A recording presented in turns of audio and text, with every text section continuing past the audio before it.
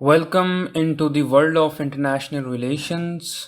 आज हम डिस्कस करेंगे इंग्लिश स्कूल का कोर आइडिया क्या है, मेन थीसिस क्या है। इससे पहली वीडियो में हमने इंट्रोड्यूस करवाया था इंग्लिश स्कूल को। आज हम देख लेते हैं मेन अजम्पशन क्या है इंग्लिश स्कूल की। इंग्लिश स्कूल का बेसिक क्लेम ये है कि दुनिया में इंटरनेशनल सोसाइटी एग्जिस्ट करती है। ये एक भी हो सकती है और एक से ज़्यादा भी हो सकती हैं, और इस इंटरनेशनल सोसाइटी के अंदर जो की एक्टर्स हैं वो स्टेट्स हैं, जो नॉर्म्स को, लॉज को और प्रैक्टिसेस को शेयर करती हैं एक दूसरे के साथ। और इन की एक्टर्स के बिहेवियर को इंटरनेशनल सोसाइटी में थ्रू इंस्टीट्यूशंस मॉनिटर किया जाता है, कंट्रोल किया जाता है। सवाल ये है कि वो बुनियादी इंस्टीट्यूशंस कौन से हैं जो इस इंटरनेशनल सोसाइटी में की एक्टर्स के बिहेवियर को मॉनिटर करते हैं। तो वो चार हैं। उसमें हमारे पास इंटरनेशनल लॉ है, डिप्लोमेटिक इम्यूनिटी है, सॉवरेनिटी है और बैलेंस ऑफ पावर है। ये वो चार इंस्टीट्यूशंस हैं जो इस दुनिया के अंदर एक इंटरनेशनल सोसाइटी को ऑर्गेनाइज करते हैं।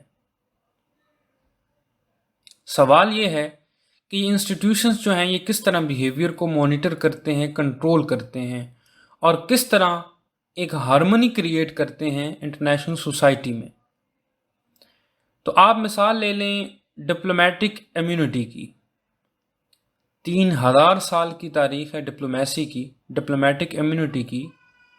तारीख में हम देखते हैं कि आज से 3000 साल पहले भी दो ममालिक के दरमियान अगर जंग भी थी, लेकिन जो उनके कासिद होते थे, जो पैगाम लेकर आते थे, जो डिप्लोमेट्स होते थे, उनकी रिस्पेक्ट की जाती थी, उनकी जान के तहफ़्फ़ुज़ को यकीनी बनाया जाता था।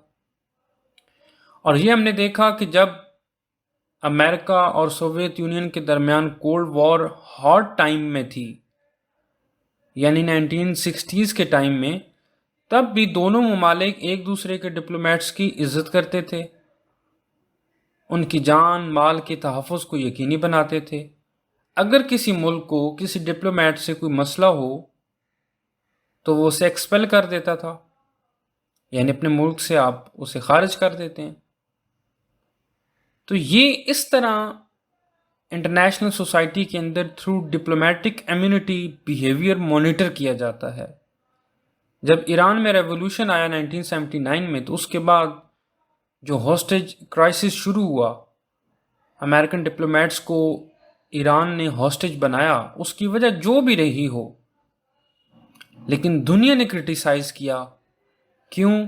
क्योंकि एक डिप्लोमेटिक इम्यूनिटी का सवाल है और ये एक ऐसा इंस्टीट्यूशन है जो over the period of time develop हुआ। तो सोसाइटी इस तरह मॉनिटर होती है कि अगर कोई मुल्क, अगर कोई की स्टेट स्टैब्लिश नॉर्म्स को, प्रैक्टिसेस को वायलेट करता है तो उसे रेजिस्टेंस का सामना करना पड़ता है। बाज़ औक़ात ये रेजिस्टेंस वर्बल वार्निंग्स की सूरत में आती है और सम टाइम इकोनॉमिक सैंक्शंस लगा दी जाती हैं। तो ये बेसिकली एक आइडिया है इंग्लिश स्कूल का कि किस तरह ये चार institutions, balance of power, diplomatic immunity, sovereignty और इंटरनेशनल लॉ, ये एक सोसाइटी को क्रिएट करते हैं और उसके अंदर हार्मनी प्रोवाइड करते हैं। आप अपनी मिसाल ले लें, डोमेस्टिक सोसाइटी को देखें। इंसान जो है वो खुलेआम कुछ गुनाह, कुछ गलत काम नहीं करता। क्यों? क्योंकि सोसाइटी का एक प्रेशर होता है, कुछ नॉर्म्स इस्टेब्लिश हो चुकी हैं।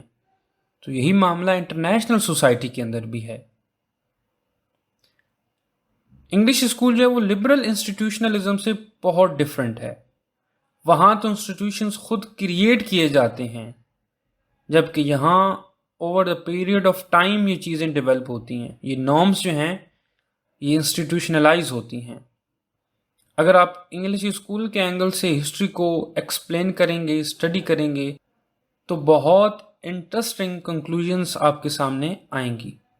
नेक्स्ट वीडियो में हम बात करेंगे کہ انگلش اسکول کو کس طرح کنسپچولائز کیا گیا، اس کا مین کانسیپٹ کیا ہے اور اس کے اندر کی تھنکر کون سے ہیں۔ بہت شکریہ۔